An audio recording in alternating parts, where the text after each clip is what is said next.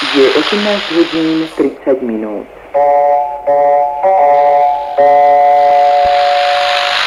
Včera, dne 20. srpna 1968, kolem 23. hodiny, překročila vojska Sovětského svazu Polské lidové republiky